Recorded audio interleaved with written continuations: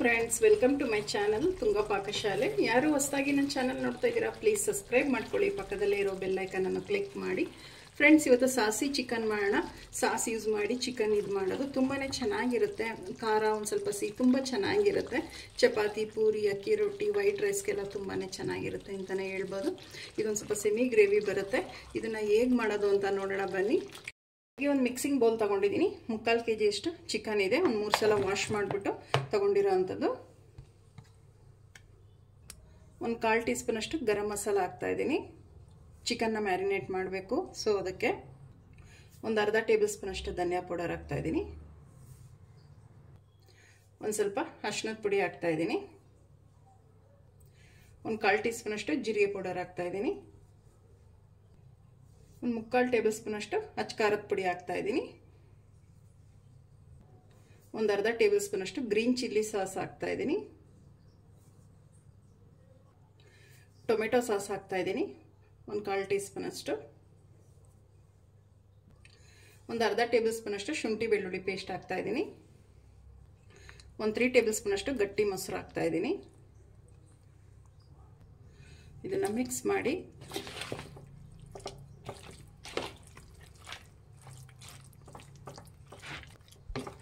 ಇದು ಒಂದು ಅರ್ಧ ಗಂಟೆಯಷ್ಟು ನೆನೆಯೋದಕ್ಕೆ ಬಿಡೋಣ. ಮೊದಲಿಗೆ ಒಂದು ಬಾಣಲಿ ಬಿಸಿಗಿಟ್ಟಿದ್ದೀನಿ. ಒಂದು 3 ಟೇಬಲ್ ಸ್ಪೂನ್ ಆಗೋಷ್ಟು ಎಣ್ಣೆ ಹಾಕ್ತಾ ಇದ್ದೀನಿ. ಸಾಕು, ಎಣ್ಣೆ ಬಿಸಿ ಆಗಲಿ. ಫ್ರೆಂಡ್ಸ್ ನೋಡಿ, ಎಣ್ಣೆ ಕಾಯ್ದಿದೆ. ಒಂದು 3 ಈರುಳ್ಳಿನ ಉದ್ದುದ್ದು ಕಟ್ ಮಾಡಿಬಿಟ್ಟು ಹಾಕಿದ್ದೀನಿ. ಇದೇ ಥರನೇ ಕಟ್ ಮಾಡಿ ಹಾಕಿ, ತುಂಬ ಚೆನ್ನಾಗಿರುತ್ತೆ. ಈರುಳ್ಳಿನ ಒಂದು ಸ್ವಲ್ಪ ಫ್ರೈ ಮಾಡಿ.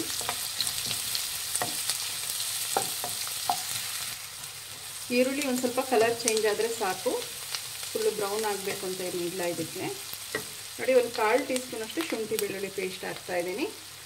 ನಾವು ಮ್ಯಾರಿನೇಟ್ ಮಾಡಬೇಕಾದ್ರೂ ಹಾಕಿರ್ತೀವಿ, ಸೊ ಅದಕ್ಕೆ ಒಂದು ಸ್ವಲ್ಪ ಇಲ್ಲಿ ಕಮ್ಮಿ ಹಾಕಬೇಕಾಗತ್ತೆ. ಇದು ಅಷ್ಟೇ ಮಿಕ್ಸ್ ಮಾಡಿ. ನೋಡಿ, ಶುಂಠಿ ಬೆಳ್ಳುಳ್ಳಿ ಪೇಸ್ಟ್ ಎಲ್ಲ ಹಸಿ ವಾಸನೆ ಹೋಗಿದೆ, ಸಾಕು. ನಾವೇನು ಮ್ಯಾರಿನೇಟ್ ಮಾಡ್ಕೊಂಡಿದ್ದೀವಲ್ಲ ಚಿಕನ್, ಅದನ್ನು ಹಾಕ್ತಾ ಇದ್ದೀನಿ. ಮಿಕ್ಸ್ ಮಾಡಿ.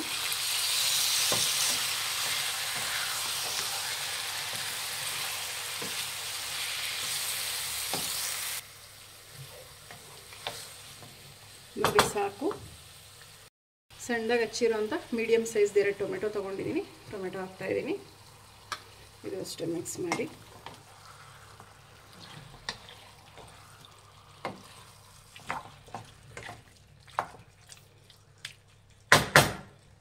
ನೋಡಿ, ಒಂದು ಅರ್ಧ ಟೇಬಲ್ ಸ್ಪೂನ್ ಅಷ್ಟು ಗ್ರೀನ್ ಚಿಲ್ಲಿ ಸಾಸ್ ಹಾಕ್ತಾ ಇದ್ದೀನಿ. ಇದು ಸಾಸಿ ಚಿಕನ್ ಆಗಿರೋದ್ರಿಂದ ಸಾಸ್ ಒಂದು ಸ್ವಲ್ಪ ಜಾಸ್ತಿ ಯೂಸ್ ಮಾಡಬೇಕು.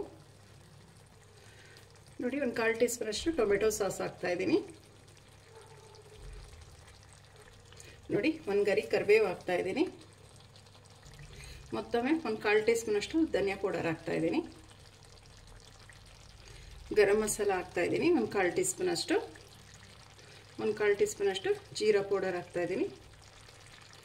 ನೋಡಿ, ಅಚ್ಚಕಾರದ ಪುಡಿ ಹಾಕ್ತಾ ಇದ್ದೀನಿ. ನಿಮಗೆ ಖಾರ ಬೇಕು ಅಂದರೆ ಹಾಕ್ಕೊಳ್ಳಿ, ಯಾಕೆಂದರೆ ನಾವು ಚಿಕನ್ ಮ್ಯಾರಿನೇಟ್ ಮಾಡಬೇಕಾದ್ರೆ ಅಚ್ಚಕಾರದ ಪುಡಿ ಯೂಸ್ ಮಾಡಿರ್ತೀವಿ, ಸೊ ಅದಕ್ಕೆ ನಾನು ಒಂದು ಸ್ವಲ್ಪ ಯೂಸ್ ಮಾಡಿದೆ. ಇಲ್ಲೊಂದು 1/4 ಟೀ ಸ್ಪೂನ್, ಅಲ್ಲೊಂದು 1/4 ಟೀ ಸ್ಪೂನ್ ಯೂಸ್ ಮಾಡಿದ್ದೀನಿ. ಇದನ್ನು ಮಿಕ್ಸ್ ಮಾಡಿ.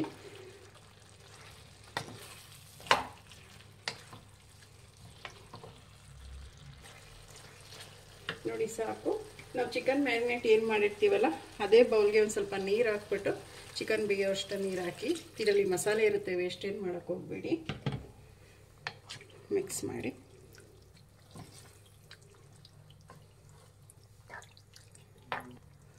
ನೋಡಿ, ರುಚಿಗೆ ತಕ್ಕಷ್ಟು ಉಪ್ಪು ಹಾಕ್ತಾ ಇದ್ದೀನಿ.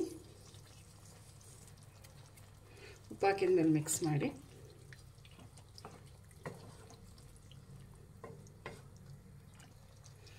ನೋಡಿ, ಸಾಕು. ಒಂದು 10 ನಿಮಿಷ ಲಿಡ್ ಕ್ಲೋಸ್ ಮಾಡಿ ಇದನ್ನು ಬೇಯಕ್ಕೆ ಬಿಡೋಣ. ಒಂದು 10 ನಿಮಿಷ ಆಗಿದೆ. ಲಿಡ್ ಓಪನ್ ಮಾಡಿ ನೋಡೋಣ. ನೋಡಿ, ಇನ್ನೊಂದು 2 ನಿಮಿಷ ಬೇಯಲಿ ಚಿಕನ್ನು.